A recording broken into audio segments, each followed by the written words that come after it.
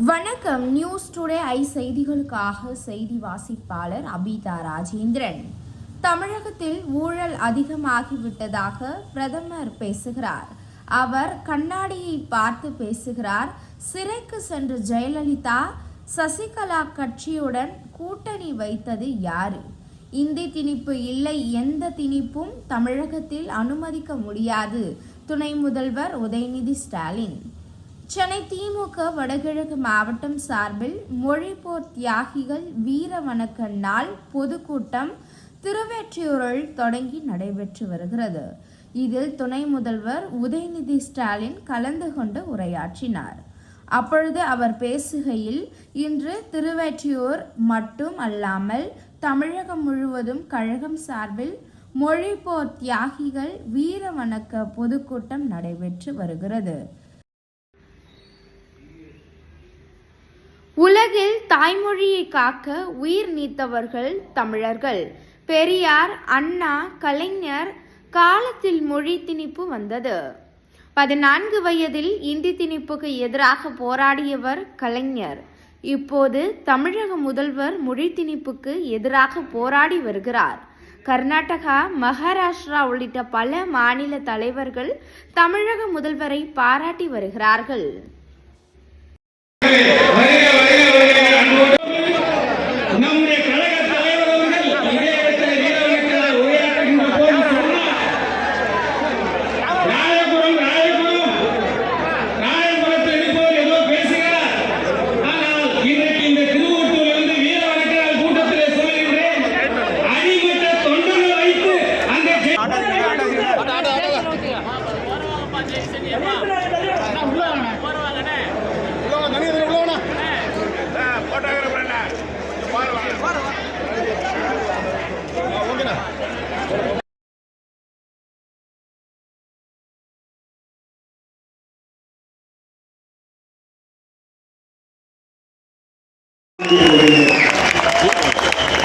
இன்றைக்கு மொழிப்போர் தியாகிகளுக்கு வீர வணக்கம் செலுத்துகின்ற நிகழ்ச்சியில் பங்கேற்று உங்களை எல்லாம் சந்திப்பதில் உங்களுடைய உரையாற்றுவது மிகுந்த மகிழ்ச்சி அடைகின்றேன், பெருமை அடைகின்றேன்.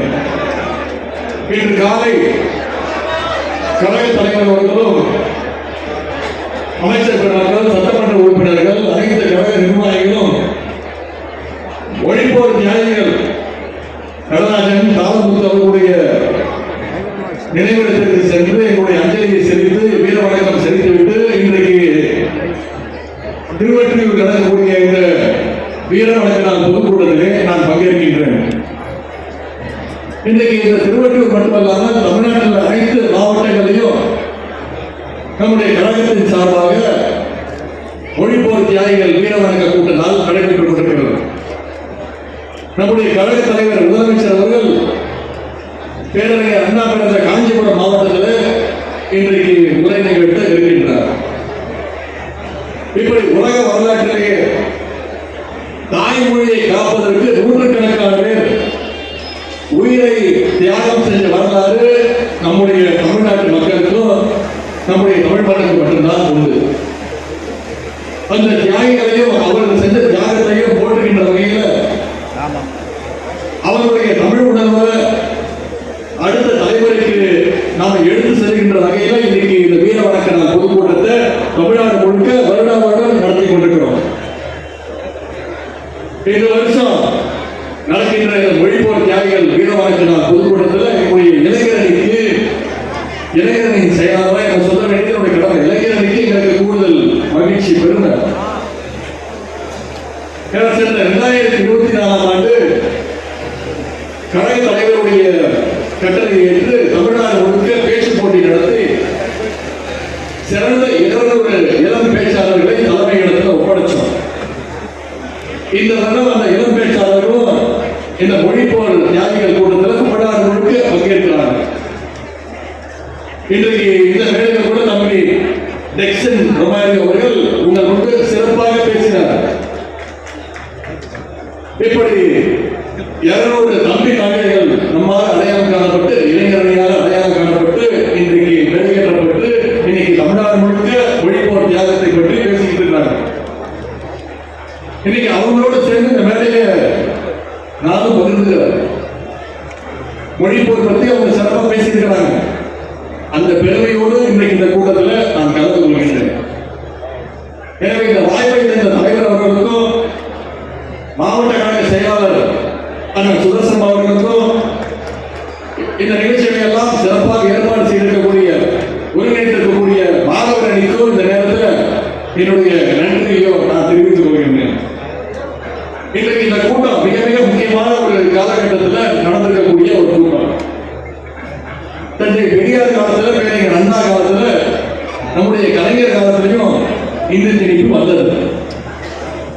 அப்ப நம்முடைய தலைவர்கள் அத்தனை பேரும் களத்தில் இருந்தாங்க, போராட்ட காலத்தில் இருந்தாங்க. அன்னைக்கு கலைஞருக்கு வயசு 14 வயசு, பள்ளிக்கூடம் படிச்சுட்டு இருந்தார். அந்த 14 வயசுல இந்தி திணிப்புக்கு எதிர்ப்பாக களத்தில் இருந்து போராடியவர் டாக்டர் கலைஞர் அவர்கள். இன்னைக்கு நம்முடைய கழக தலைவர்கள் தலைமையில இன்னைக்கு நாம மறுபடியும் இந்தி திணிப்புக்கு எதிரான களத்துல இன்னைக்கு ஒன்று கூடி இருக்கின்றோம். அன்னைக்கு நாம இந்தி திணிப்பு வடநாட்டில இருந்து நம்மளை விமர்சிச்சாங்க. நம்ம இந்திக்கு எதிரான ஒரு இயக்கம்னு விமர்சனம் பண்ணாங்க. அப்படின்னு கேட்கிறாங்க.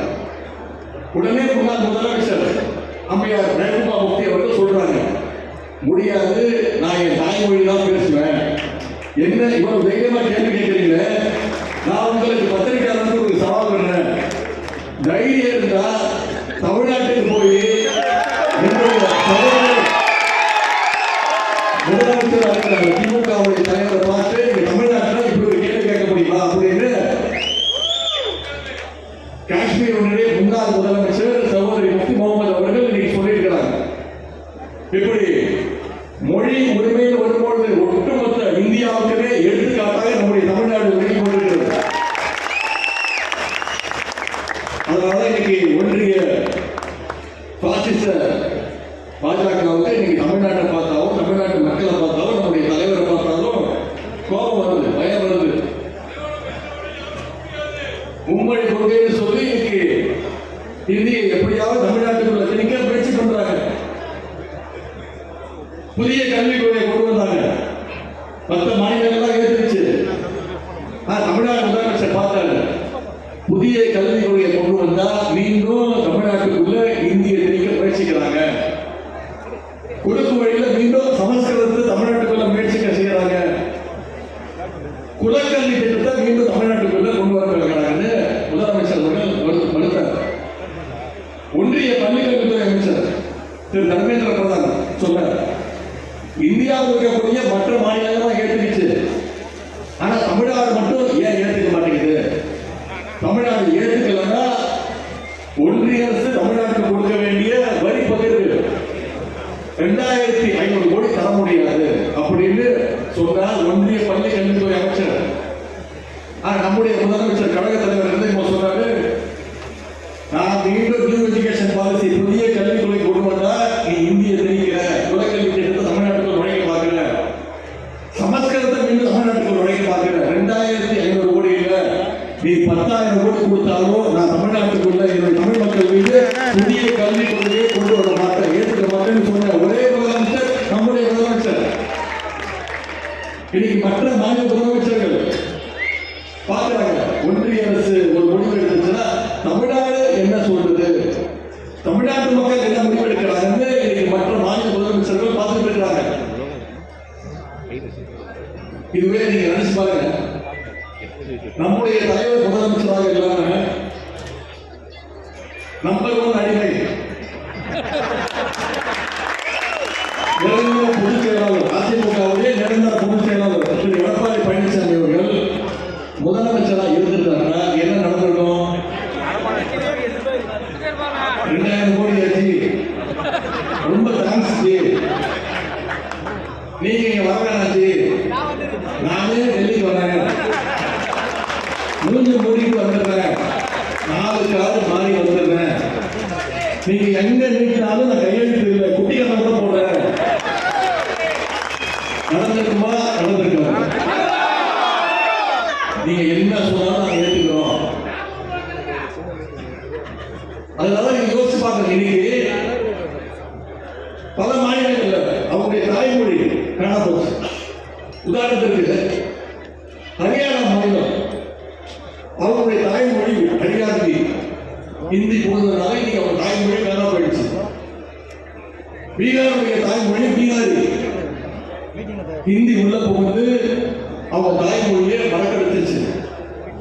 சத்தீஸ்கருடைய தாய்மொழி சத்தீஸ்கர், உத்தரப்பிரதேசோட தாய்மொழி போஜ்புரி. இந்த மொழி இந்த மாநிலத்தில் தான் ஹிந்தி உள்ள போந்துருச்சு, அவங்களுடைய தாய்மொழியை மறந்துட்டாங்க. இப்படி பல தாய்மொழிகளை விழுங்கிற மொழி ஹிந்தி மொழி. அதனால நம்முடைய முதலமைச்சர் அவர்கள் கலைஞர் வழியில் இந்தி திணிப்பை எப்போதும் எதிர்ப்போம்னு இன்னைக்கு வரைக்கும் உறுதியோடு இருக்கின்றார். ஏன்னா இது தந்தை பெரியார் அவர்கள் மூட்டிய நெருப்பு. பேரறிஞர் அண்ணாவோ முத்தமிழ் கலைஞர் அவர்களோ வளர்த்தெடுத்த நெருப்பு. நம்முடைய தலைவர் இன்னைக்கு வரைக்கும் காத்துக் கொண்டிருக்கக்கூடிய நெருப்பு. அந்த நெருப்பு கடைசி தமிழ் நெருப்பு வரைக்கும் பரவிதான் இருக்கும். அதனால இன்னைக்கு தீ பரவட்டுன்னு சொன்னா ஒரு கூட்டத்திற்கு பயம் வருது, எதிர்க்கிறாங்க. இப்ப தேர்தல் நெருங்கிடுச்சு, இன்னும் 3 மாசத்துல தமிழ்நாட்டுக்கு தேர்தல். இதே பாஜக தலைவர்கள் ஒன்றன் பின் ஒன்றாக வராங்க. தேர்தல் நேரத்தில் தான் பாஜக தமிழ்நாட்டுக்கு ரூட் தெரியும், நம்ம மேல பாசம் அதிகமாகும். திருக்குறள் பேசுவாங்க, பொங்கலுக்கு வாழ்த்து சொல்லுவாங்க. ஆனா தமிழ்நாட்டு மக்களுக்கு தெரியும் அது வெறும் டிராமா, நடக்காது. தமிழ்நாட்டு மக்களை ஏமாற்ற முடியாது.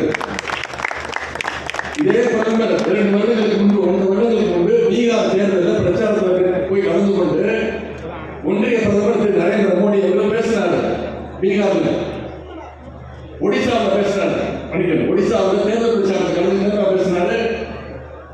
கோயில் சாவிய இருக்கக்கூடிய ஒடிசா இருக்கக்கூடிய கோயில் சாவிய ஒரு தமிழர் திருடிட்டு போயிட்டார் அப்படின்னு பேசி தமிழ்நாட்டு மக்களை கொச்சப்படுத்தினவர் நரேந்திர சிங் மோடி அவர்கள். பீகார் தேர்தலில் ஒன்றிய உள்துறை அமைச்சர் திரு அமித்ஷா என்ன பேசினாரு? அங்க இருக்கக்கூடிய தேர்தல் நேரத்தில் தேர்தல் பிரச்சாரத்தை கலந்துக்கிட்டு என்ன பேசினாரு? தமிழ்நாட்டில் இருக்கக்கூடிய பீகார் தொழிலாளர்களை தமிழ் மக்கள் அடிச்சு துன்புறுத்துறாங்க, அவங்க சுதந்திரமா வேலை செய்ய விடலன்னு நம்முடைய தமிழ்நாட்டு மக்களை பார்த்து கொச்சையா பேசுற கூட்டம் தான் இந்த ஒன்றிய பாஜக கூட்டம். எனவே நீங்க திருவள்ளூர்ல போய் தமிழ் டிவிஷன் கத்துட்டு வந்தாலும் தமிழ்நாட்டு மக்கள் என்னைக்குமே இந்த பாசிச கூட்டத்தை ஏற்றுக்க மாட்டாங்க, நம்ப மாட்டாங்க, உங்ககிட்ட ஏமாற மாட்டாங்க. உண்மையிலே ஒன்றிய அரசுக்கு, பிரதமருக்கு நம்முடைய தமிழ் மொழி மீது அக்கறை இருந்தா என்ன பண்ணிருக்கணும்? தமிழ் மொழி வளர்ச்சிக்காக நிதி ஒதுக்கிட்டு கொடுத்தாங்கல்ல. இன்னைக்கு 8 கோடி பேர் தமிழ் பேசிக்கிட்டு இருக்கோம், நம்முடைய தாய்மொழியா வணங்கி தமிழ் பேசிக்கிட்டு இருக்கோம். போன 5 வருஷத்துல ஒன்றிய அரசு தமிழ் மொழி வளர்ச்சி ஒதுக்குற நிதி எவ்வளவு தெரியுமா? வெறும் 150 கோடி. ஒன்றிய அரசு நம்முடைய தமிழ் மொழி வளர்ச்சிக்காக ஒதுக்கிற நிதி வெறும் 150 கோடி. ஆனா கடந்த 5 வருஷத்துல யாருமே பேசாத சமஸ்கிருத மொழிக்கு ஒன்றிய அரசு ஒதுக்கிற நிதி தெரியுமா? 2500 கோடி. சமஸ்கிருதத்துக்கு 2500 கோடி, நம்முடைய தமிழ் மொழிக்கு வெறும் 150 கோடி. இது வெறும் ஒரே ஒரு சாம்பிள் தான். எந்த திட்டத்திற்காவது நம்ம கேட்கிற நிதியை கொடுக்குறாங்களா? தமிழ்நாட்டுக்கு கொடுக்க வேண்டிய எந்த நிதியும் ஒதுக்கிறது இல்லை. தமிழ்நாட்டுடைய குடிநீர் திட்டங்களுக்கு நிறைவேற்றுறதுக்கு இதுவரைக்கும் ஒன்றிய அரசு கொடுக்க வேண்டிய 3000 கோடி ரூபாய் இதுவரைக்கும் கொடுக்கல. ஜிஎஸ்டி வரி வசூல் பணியாளர் நம்முடைய மாநில அரசுக்கு தர வேண்டிய 10,000 கோடி ரூபாய் இப்ப வரைக்கும் பெண்டிங். கடந்த 4 ஆண்டுகளில் ஏற்பட்ட புயல் மழைக்கு நம்முடைய தமிழ்நாடு அரசு ஒன்றிய அரசு கிட்ட கேட்டது எவ்வளவு தெரியுமா? வெள்ள நிவாரண நிதியாக 45,000 கோடி ரூபாய் கேட்டோம் இழப்பீடு. ஆனா ஒன்றிய அரசு கொடுத்தது எவ்வளவு தெரியுமா? வெறும் 2,000 கோடி. அதுவும் state disaster relief fund, STR ஃபண்டில் இருந்து கொடுத்தாங்க. இன்னும் சொல்ல போனா சென்ற முறை ஒன்றிய அரசு கொண்ட பட்ஜெட்ல தமிழ்நாடுங்கிற வார்த்தையை வார்த்தையே இல்லை.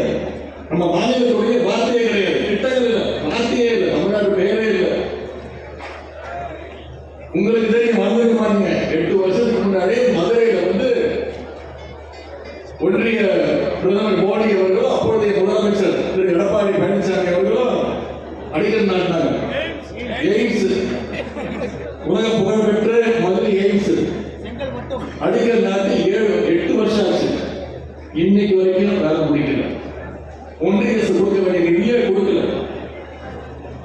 இப்படி தமிழ்நாட்டை எல்லா விதத்திலையும் முடக்கிற வேலையை தான் இன்னைக்கு ஒன்றிய பாஜக அரசு பண்ணிட்டு இருக்கு. அதனால நம்முடைய முதலமைச்சர் அவர்கள் அடிக்கடி சொல்வார், அது ஒன்றிய அரசு இல்ல, ஓரவஞ்சனை செய்கின்ற அரசு அப்படின்னு முதலமைச்சர் அவர்கள் தைரியமாக சொல்லுவார். இந்த லட்சத்துல நேற்று முன்தினம் ஒன்றிய பிரதமர் திரு நரேந்திர மோடி அவர்கள் வந்து பேசினார். என்ன சொல்றாரு? டபுள் இன்ஜின் சர்க்கார் வேணுமா தமிழ்நாட்டுக்கு? நம்முடைய தலைவர் உடனே சொல்றாரு, அது டபுள் இன்ஜின் கிடையாதுங்க, டப்பா இன்ஜின். அதற்கு சிறந்த உதாரணம் சொல்றேன். உத்தரப்பிரதேசத்துல ஆளுகின்றது பாஜக, குஜராத்தில் ஆண்டு கொண்டிருப்பது பாஜக, மத்திய பிரதேசத்துல பாஜக.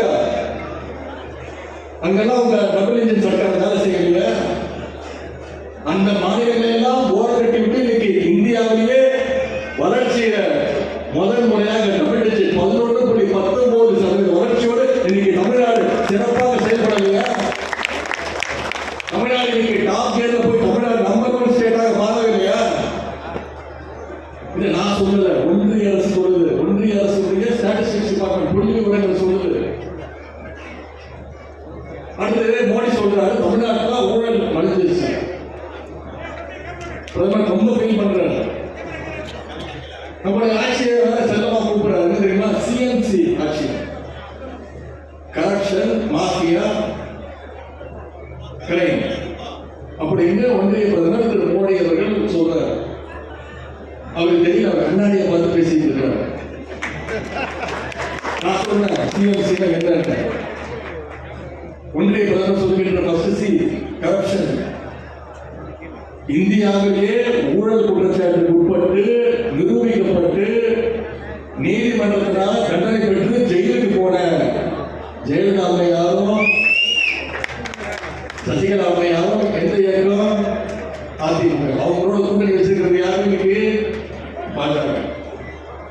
இன்னைக்கு அவங்களுடைய வாரிசா எடப்பாடி பழனிசாமி அவர்கள் பல்வேறு ஊழல் வழக்குகளை சந்திச்சுட்டு இருக்கிறாரு. திரு மோடி அவர்களை திரும்பி பாருங்க, அவர் உங்க பின்னாடி உட்கார்ந்து இருக்கிறாரு. அடுத்து மாஃபியா. ரெட்டாயிர சிறந்த பதவியினோடு டெல்லியில் இருக்கக்கூடிய ஒரு மாஃபியா கிட்ட பணத்தை கொடுத்து ஏமாந்து ஜெயிலுக்கு போய் தண்டனை அனுபவிச்சு வெளில வந்தது யார் தெரியுமா? திரு தினகரன் அவர்கள். திரு மோடி அவர்கள் திரும்ப பாருங்க, திரும்பி பாருங்க, உங்க பக்கத்தில் உட்கார்ந்து இருக்கிறார். அடுத்து கிரைம். மருத்துவ கல்லூரிகளுக்கு முறையான அனுமதி கொடுத்து இன்னைக்கு சிபிஐ வழக்க மாட்டி சந்திச்சுக்கிட்டு இருக்கக்கூடிய தலைவர் யாரு? திரு அன்புமணி அவர்கள். திரு மோடி அவர்கள் திரும்பி பாருங்க, உங்க கூட உட்கார்ந்து இருக்கிறார். எனவே நீங்க சொன்ன 3 வார்த்தைக்கு உதாரணம் இருக்கக்கூடிய 3 பேர் உங்க அருகில தான் இருக்கிறாங்க. அது மட்டும் உங்க மாநிலம் குஜராத்தை பாருங்க, நீங்க ஆண்டு இருக்கக்கூடிய மாநிலம். சூரத் மாவட்டத்தில் 21 கோடி ரூபாய்க்கு ஒரு வாட்டர் டேங்க் கட்டினாங்க. 2 நாட்களுக்கு முன்பு நீங்க தொலைக்காட்சியில பார்த்துருப்பீங்க, செய்தித்தாளில் பார்த்துருப்பீங்க. 21 கோடி ரூபாய் கட்ட மதிப்பீட்டில் கட்டப்பட்ட ஒரு வாட்டர் டேங்க் இடிஞ்சு உடஞ்சு போச்சு. புதுசு நினைக்கிறீங்களா? ரொம்ப புதுசு. ஏன் தெரியுமா? தொடக்க கூட இல்லை, தொடக்கத்துக்கு முன்னாடி இடிஞ்சு விழுந்துச்சு. எந்த மாநிலம்? குஜராத் மாநிலம். குஜராத்தில் பாஜக அரசால் கட்டப்பட்ட 11 பாலங்கள் இடிஞ்சு விழுந்திருக்கு. குஜராத்தில் மோர்பி பாலம், அந்த பாலம் இடிஞ்சு விழுந்ததுல 140 பேர் இறந்திருக்கிறாங்க. இப்படி கட்டுமான பணிகள்ல எந்த அளவுக்கு ஊழல் நடந்திருக்குன்னு யோசிச்சு பாருங்க. அது மட்டுமல்ல, எதிர்கட்சி தலைவர் திரு எடப்பாடி பழனிசாமி அவர்கள் 2 நாள் முன்பு பேசும்போது அவர் சொல்றாரு, ஒரு அரிய தகவல், புதிய கண்டுபிடிப்பு. என்ன தெரியுமா சொல்றாரு? பிரதமர் மோடி அவர்கள் தான்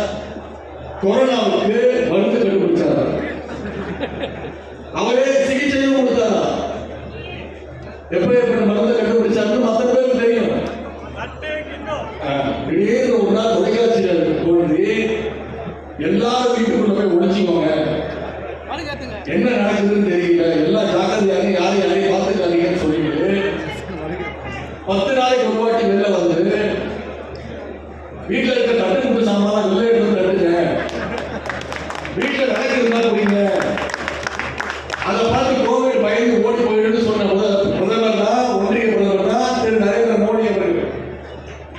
நம்முடைய தலைவர் என்ன பண்ணாரு, ஆட்சிக்கு வந்தோடனே கோவிட் வார்டுக்குள்ள போய் ஆய்வு செஞ்ச ஒரே முதலமைச்சர், தைரியமாக போய் மக்களுக்கு தைரியத்தை கொடுத்த முதலமைச்சர் நம்முடைய முதலமைச்சர். அது மட்டும் இல்ல, ஒன்றிய அரசு கொரோனாவோட கொண்டாடிச்ச அரசுன்னா அது ஒன்றிய பாஜக அரசு. பிரதமர் மோடி அவர்கள் தான், அவருடைய அரசு தான். PM கேர்ஸ் அப்படின்னு ஒரு நிதி ஆரம்பிச்சாங்க, வாங்க ஆரம்பிச்சாங்க. கோவிடுக்காக மக்கள்கிட்ட வளர்ச்சி வசூல் பண்ணாங்க. கேட்டா கொரோனா சிகிச்சைக்காக வசூல் பண்றோம்னு சொன்னாங்க. PM கேர்ஸ் ஃபண்ட் போய் பாருங்க. அந்த PM கேர்ஸ் ஃபண்ட்ல இது வரைக்கும் 30,000 கோடி ரூபாய் வரைக்கும் வசூல் செய்யறாங்க. ஆனா ₹1 கூட கொரோனா சிகிச்சைக்காகவோ இல்லை கொரோனா பாதுகாப்புக்காகவோ அந்த பணிகளுக்காகவோ ஒதுக்கவே இல்லை. RTI கேட்டப்போ இதுக்கும் கொரோனாவுக்கும் சம்மந்தம் கிடையாது, தனியார் நிதி அப்படின்னு சொல்லிட்டாங்க. உச்சநீதிமன்றத்தை கேட்டுச்சு, அதற்கு பதில் சொல்ல முடியாது. PM கேர்ஸ் ஃபண்ட் எந்த தகவலும் இப்போ வரைக்கும் யாருக்குமே கொடுக்கல. வசூல் பண்ண போக 30,000 கோடி ரூபாய். பாஜகவுடைய ஊழல் லட்சணம் ஊருக்கே தெரியும். நம்முடைய முதலமைச்சர் அவர்கள் சொல்வார், ஊழலுக்கு ஒரு பல்கலைக்கழகம் இருந்தா அதுக்கு வேந்து நம்முடைய பிரதமர் மோடி தான் அப்படின்னு நம்முடைய முதலமைச்சர் சொல்வார். இப்படிப்பட்ட ஒன்றிய பாஜக அரசு நம்முடைய திமுகவை எந்த முகத்தை வச்சுக்கிட்டு குறை சொல்ல முடியும்? அது மட்டும் இல்ல, இன்னைக்கு பாஜக ஆட்சி இல்லாத கட்சிகள், அவங்க ஆட்சி செய்கின்ற மாநிலங்கள்ல ஆங்கில கட்சி குறுக்கு வழிகளை எப்படியாவது இடத்தை கொடுக்கணும்னு பல்வேறு வகையில் முயற்சி செய்கிறாங்க. 3 நாட்களுக்கு முன்பு நம்முடைய சட்டசபையில என்ன நடந்துச்சு நம்ம பார்த்துருப்பீங்க. ஆங்கிலத்தில் ஆர் ரவி அவர்கள் வந்து அரசு தயாரித்து கொடுக்கக்கூடிய அந்த முறையை படிப்பதுதான் மரபு. ஆனா இவங்க என்ன சொல்றாரு, தமிழ்தாய் வாழ்த்து பாடக்கூடாது, தேசிய கீதம் பாடணும். ஆங்கிலத்தில் ஆர் ரவி அவர்களே, எங்களுக்கு தமிழ்தாய் ஒன்றுதான், தேசிய கீதமும் ஒன்றுதான். இப்படி ஏதாவது ஒரு காரணம் சொல்லிட்டு கடந்த 3 வருடங்களா ஆளுநர் அவர்கள் வாக்கிங் போடுறதுக்கே வருவாரு சட்டசபைக்கு. இந்த முறை ஜாகிங் பண்ணிட்டு போயிட்டாரு.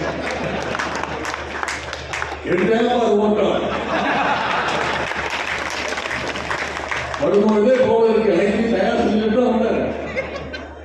அதனால நம்முடைய முதலமைச்சர் தைரியமா என்று சொன்னார், இனிமே சட்ட நடவடிக்கை எடுப்போம், சட்டமன்றத்தில் இனிமே ஆளுநர் உரையே தேவையில்லை அப்படின்ற சட்ட நடவடிக்கையே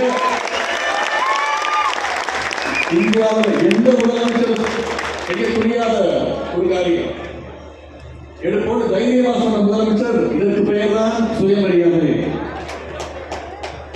ஆனா இதற்கும் பாத்தீங்கன்னா எதிர்க்கட்சி தலைவர் எடப்பாடி பழனிசாமி அவர்கள் ஆளுநருக்கு சப்போர்ட் பண்றாரு. அதனால நாங்க அடிக்கடி சொல்றோம், அதிமுக இப்போ அண்ணா திராவிட முன்னேற்ற கழகம் கிடையாது, அமித்ஷா திராவிட முன்னேற்ற கழகமா மாறி பல வருஷம் ஆயிடுச்சு.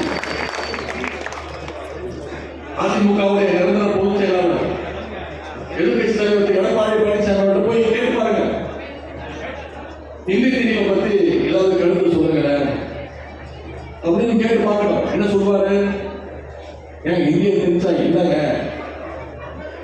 அதனால எங்க கூட்டணிக்கு ஒன்றும் பிரச்சனை இல்லைங்க. நீங்க அரசியல்ல நிறைய முரட்டு பக்தர்கள், முரட்டு தொண்டர்கள் தான் பார்த்துருக்கீங்க, முரட்டு அடிமையை பார்த்துருக்கீங்களா? ஒரே முரட்டு அடிமை, நமக்கு தெரிஞ்ச முரட்டு அடிமை அமித்ஷாவுடைய முரட்டு அடிமை திரு எடப்பாடி பழனிசாமி அவர்கள் தான்.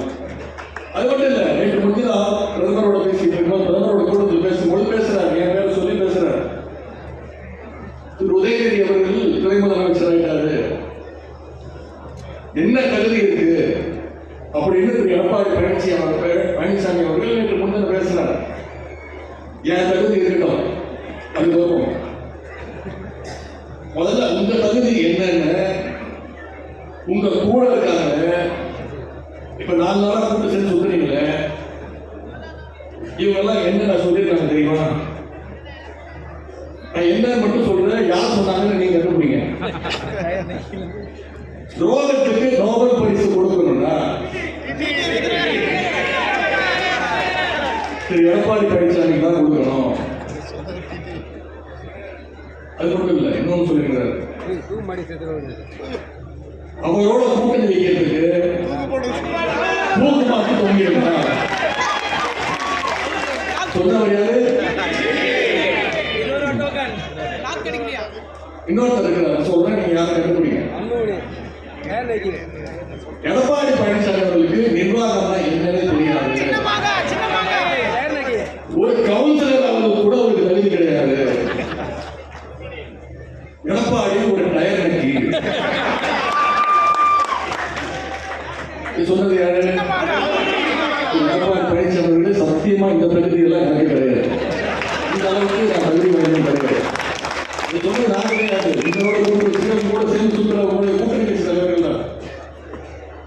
இப்படிப்பட்ட அடிமைகளோ பாசிஸ்டர்களோ மீண்டும் கூட்டணி சேர்ந்திருக்கிறாங்க. இப்ப ஒன்னா வந்தாங்கன்னா மீண்டும் தமிழ்நாட்டுக்குள்ள மும்மொழி கொள்கையை பிடிப்பாங்க, நிதி உரிமையை அதிகமா பறிப்பாங்க.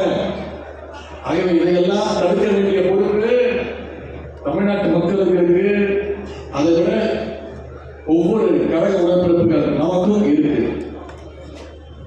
கருப்பு சிவப்பு வேஷ்டி கட்டின கடைசி கலைஞருடைய உடன்பிறப்புகள் நம்ம அத்தனை பேருக்கும் இந்த பொறுப்பு இருக்கு.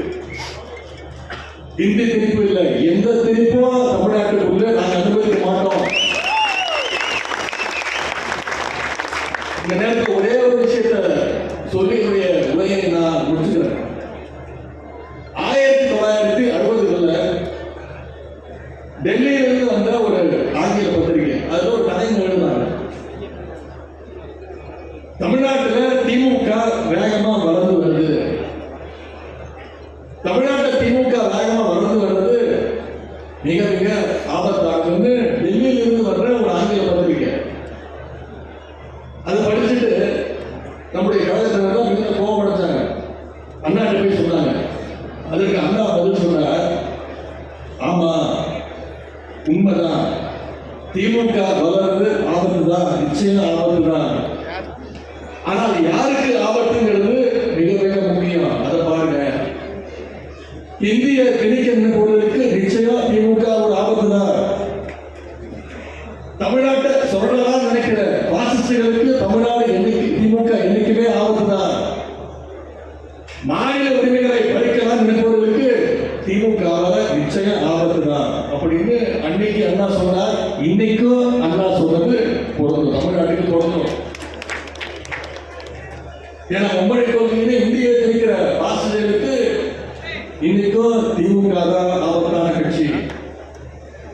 நம்முடைய தமிழ் பண்பாட்டை, ஒற்றுமை, நல்லிணக்கத்தை அழிக்க நினைக்கின்ற பாஜகவுக்கு என்னைக்குமே திமுக ஆபத்தான ஒரு கட்சி தான்.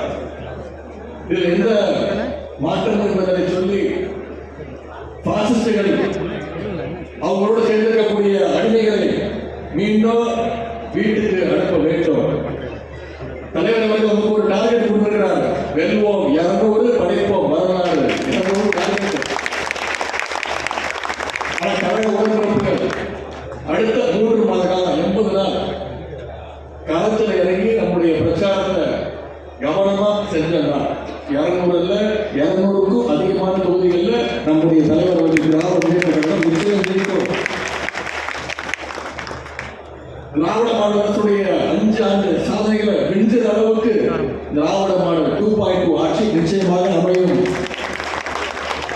தமிழ்நாட்டு மக்கள் முடிவு பண்ணிட்டாங்க. இதை மனசில் வச்சு அடுத்த 80 நாட்கள் நம்ம களப்பணி ஆற்றுவோம்.